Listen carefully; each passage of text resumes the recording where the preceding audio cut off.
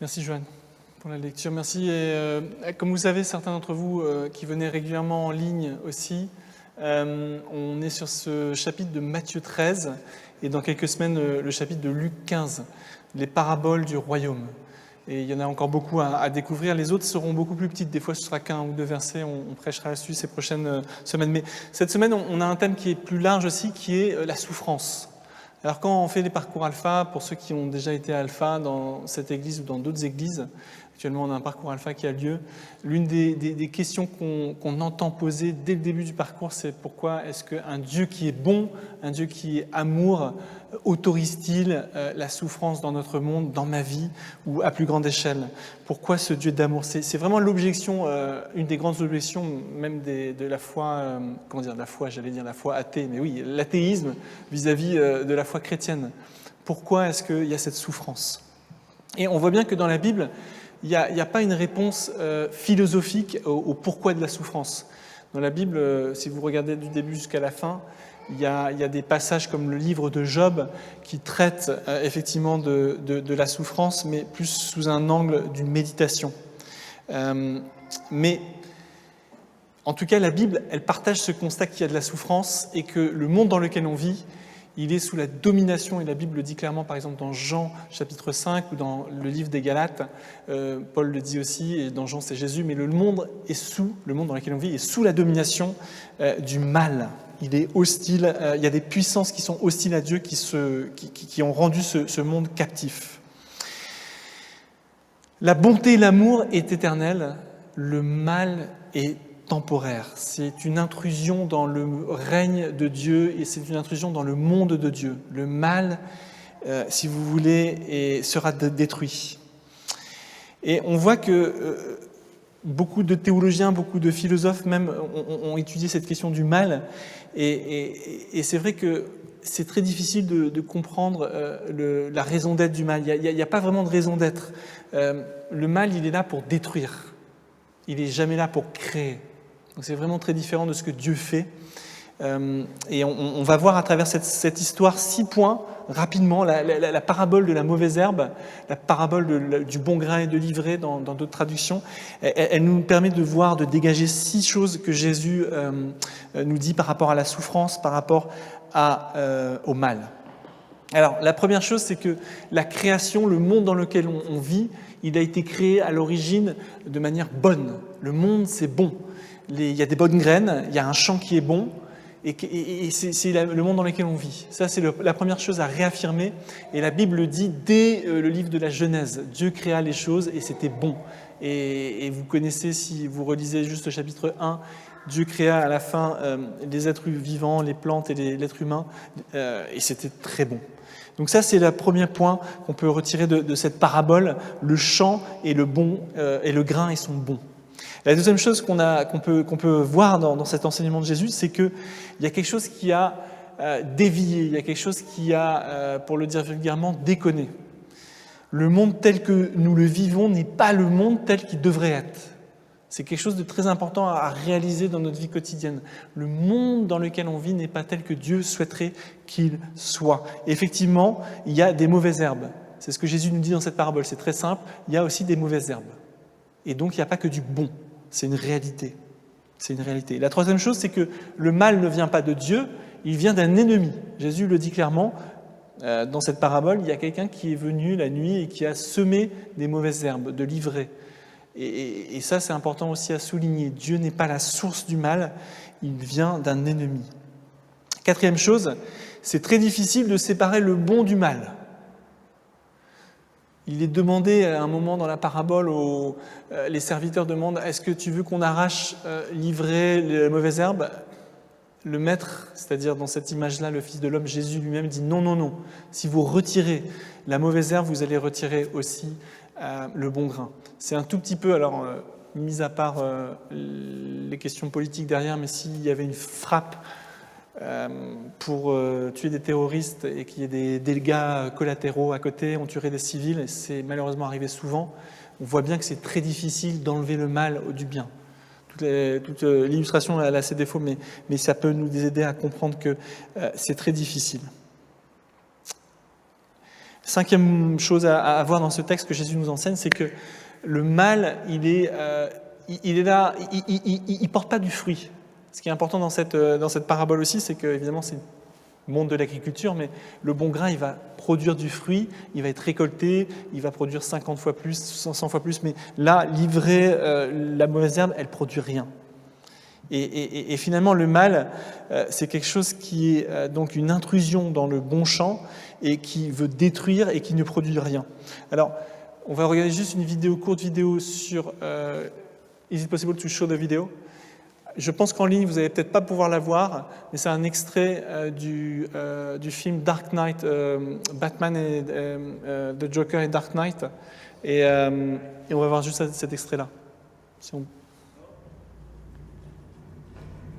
No, so crazy as you look. I told you, man of my word. Where's the Italian? Gentlemen, what do you do with all your money? You see, I'm a guy of simple taste. I enjoy dynamite, and gunpowder, and gasoline. What's it? And you know the thing that they have in common? They're cheap.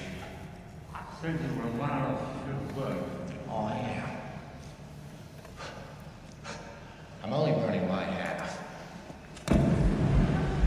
All you care about is money. This town deserves a better class of criminal. And I'm gonna give it to them. Tell your men they work for me now. This is my city. It won't work. Je ne sais pas si vous avez capté les mots en anglais, mais à la fin, le Joker qui dit « All you care is money », à cet autre gangster qui finalement paraît beaucoup plus presque pas un saint, mais par rapport au Joker. All you care is money, this town deserves better. It's not about money, it's about sending a message. Everything burns. Et ça, c'est la vraie nature du mal, en fait. C'est que bon, le gangster, il veut récupérer un peu d'argent et puis se faire plaisir selon des moyens qui ne sont pas les bons, même s'il veut prendre plaisir dans la bonne création de Dieu, mais de manière détournée. Là le mal qui est personnifié par le Joker, c'est encore pire. Et c'est exactement ça, c'est que le mal, il ne porte pas de fruits et il est destructif. Ça, c'est le cinquième point qu'on voit dans cet enseignement de Jésus. Le sixième point, c'est que le mal et le bon seront séparés un jour. Et là, on le voit, c'est lors de la résurrection finale, c'est Jésus qui nous explique qu'un jour, on brillera, nous les fidèles, comme le soleil. C'est une magnifique promesse. Et donc, le mal est temporaire, comme je le disais tout à l'heure. La bonté et l'amour sont éternels, mais le mal est temporaire. Donc, on voit que Jésus nous offre non pas une réponse philosophique sur le pourquoi nos souffrances, mais il nous donne des pistes, des clés. Là, il y a 6 enseignements dans cette petite parabole qui sont intéressants. Et d'ailleurs, Jésus, quand dans les évangiles, il rencontre le mal, que ce soit une personne qui souffre physiquement, mentalement ou d'un esprit mauvais, ce qu'il fait, Jésus, c'est qu'il n'enseigne pas philosophiquement sur pourquoi il y a le mal, mais il confronte, il affronte, il combat, il résiste au mal. Il guérit, il pardonne, il ressuscite les morts. Et donc on voit que Jésus, il traite le mal comme un ennemi. La souffrance, c'est un ennemi. Le mal, c'est un ennemi. La maladie, c'est un ennemi. La mort, c'est un ennemi. La pauvreté, c'est un ennemi. Et donc Jésus combat ça. Il combat ces mauvaises herbes dans le champ. Alors on l'a dit, le mal, il a une origine. Dans le texte, il s'agit d'un ennemi. La Bible nous décrit que c'est Satan. On pense que c'est un ange déchu, et donc qui introduit le mal dans l'humanité, puisque l'homme et la femme sont créés avec le libre arbitre, et Dieu a pris ce risque parce qu'il voulait des créatures qui puissent l'aimer en retour. Et dans ce libre arbitre, eh bien, on a introduit, à cause de Satan, eh bien, le mal aussi dans la création. Et toute la création, elle est ternie par ça, elle est fracturée par ce mal. Donc on le lit par exemple dans Éphésiens 6, il y a cette puissance spirituelle qui domine, et nous-mêmes, on est impliqués dedans, tous, chacun d'entre nous. On est complices. Et c'est pour ça que dans cette parabole, il rappelle, s'il enlève les mauvaises herbes tout de suite, on risquerait nous aussi d'en pâtir individuellement et collectivement. Alors comment traiter et combattre le mal, comment être à la suite de Jésus dans cette résistance face au mal? Alors, c'est intéressant parce que Jésus, finalement, il est reparti, il a demandé à ses disciples de fonder ce royaume, de continuer ce royaume qu'il a inauguré, et il a fondé l'Église, et il veut que chacun d'entre nous, nous participions, nous travaillions et nous changions ce monde par rapport à la souffrance, par rapport au mal. Et l'endroit par excellence qu'il a créé, Jésus, cette communauté, qu'on appelle l'Église, cette assemblée, c'est le lieu où on devrait être en première ligne pour combattre le mal. Et l'Église, ça pourrait être, et je vous propose 5 choses aussi là, ça pourrait être un lieu qui devrait être un lieu où on peut se lamenter. Où on peut se lamenter. Alors on a chanté des beaux chants. Il y a très peu de chants dans la louange chrétienne contemporaine qui sont des chants de lamentation. Certains d'entre nous, nous passons par, je vous connais certains, par des périodes très difficiles. Mais voilà. L'idée, ce serait que l'Église de Jésus-Christ soit un lieu de lamentation, et un peu comme dans cette histoire de Job, où la chose dont il a besoin, Job, c'est d'amis attentifs et présents et écoutants. Et effectivement, l'Église, ça devrait être ce lieu où on parle de la mort. On n'a pas peur de la mort, nous ici, chrétiens, parce qu'on sait que la mort est temporaire et la vie est éternelle. Et il y a certaines églises qui font parfois des parcours comme ça, où ils préparent les personnes plutôt âgées, pas les jeunes professionnels. Mais c'est un endroit où on devrait pouvoir se lamenter. Il y a tout un livre dans la Bible qui s'appelle « Les Lamentations », pour nous rappeler que c'est important. La deuxième chose, l'Église doit être un endroit, un lieu de résistance par rapport à la souffrance, par rapport au mal. Et comment on fait? C'est quoi nos armes pour combattre? C'est la prière. On va rentrer dans le carême, mais le jeûne aussi, bientôt. On va rentrer dans le carême.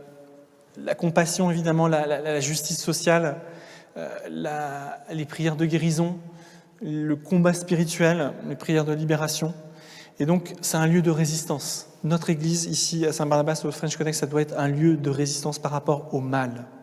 Parce qu'on doit faire tout ce qui nous est possible pour combattre et résister ce qui veut détruire la bonne création de Dieu. Et pas juste dire « Ah non, c'est pas bien, c'est pas possible ». Il faut qu'on résiste le travail de l'ennemi. La troisième chose que l'Église devrait être, c'est un endroit de transformation, de changement. Vous avez vu, le bon grain, le blé est livré et les mauvaises herbes poussent ensemble. Mais un jour, ils seront séparés par Dieu lui-même. Mais en attendant, en fait, ça nous rappelle que la ligne entre le bien et le mal, c'est pas entre certaines personnes, c'est pas entre les Ukrainiens et les Russes, c'est pas entre l'immigré et la personne qui vit ici, c'est en nous. La ligne qui sépare le bien et le mal, elle est en nous. Dieu, il peut pas la retirer parce que sinon il nous détruirait. Et donc, la solution, c'est que Dieu veut nous libérer de nos addictions au mal. Dieu veut nous transformer, Dieu veut nous libérer et nous faire grandir dans ce qu'on appelle la sanctification, le caractère de Christ en nous, le chemin de discipolat, de devenir des disciples, aimer son prochain comme soi-même et aimer Dieu de tout son cœur. Et donc je pense que l'Église est ce lieu de transformation. C'est pour ça qu'on propose la prière. Souvent, certains d'entre vous, peut-être, certains d'entre nous ont rejoint le French Connect assez récemment, mais on aime prier les uns pour les autres parce qu'on sait que Dieu, il est à l'œuvre. Et n'hésitez pas, les prochaines fois qu'on aura des temps de prière, de ministère ou d'onction d'huile, c'est ce qu'on veut faire. L'Église, c'est un endroit de solidarité aussi. Parce que quand il y a quelqu'un qui souffre, tout le corps souffre avec lui. Quand quelqu'un se réjouit, tout le corps se réjouit avec lui. Et ça devrait être un endroit comme ça. Et évidemment, c'est aussi un lieu, et dernièrement, cinquièmement, c'est un lieu, l'Église, l'assemblée chrétienne, la communauté chrétienne d'espérance, parce que c'est un lieu où on proclame tous les dimanches, entre autres, eh bien, la résurrection et donc le fait qu'un jour, les mauvaises herbes seront éternellement détruites et la bonté de Dieu et la vie sera éternelle. C'est pour ça qu'on célèbre évidemment le repas du Seigneur, c'est pour ça qu'on chante, c'est pour ça qu'on prie pour la guérison, parce que tout cela, ce sont comme des signes qui pointent vers ce moment où tout sera remis en ordre et comme on brillera comme le soleil. Donc voilà, une église qui est pleine d'espérance et qui témoigne de ça. Jésus est la solution de Dieu par rapport au mal. Il n'est pas l'explication, il n'est pas l'explication philosophique, mais il est la réponse et il est cette résistance. Et donc, à la croix, Jésus a absorbé la mort, a absorbé le règne du mal. C'est ça notre foi et c'est ça notre ambition de partager. Et donc ce soir, simplement, on va prier. Et si quelqu'un, ce soir, effectivement, est dans une souffrance particulière, où on a prié tout à l'heure pour le monde, on l'a fait, on a intercédé, et c'est un des moyens qu'on a de résister au mal, d'agir, c'est la prière. Mais si quelqu'un a besoin ce soir plus intimement de recevoir la prière, qu'il n'hésite pas, j'ai terminé mon message là, il y a beaucoup de choses qu'on pourrait retirer de cette parabole, mais je pense qu'on a vu à quel point elle est intéressante, parce que là Jésus nous donne des clés par rapport à découvrir pourquoi le mal en fait.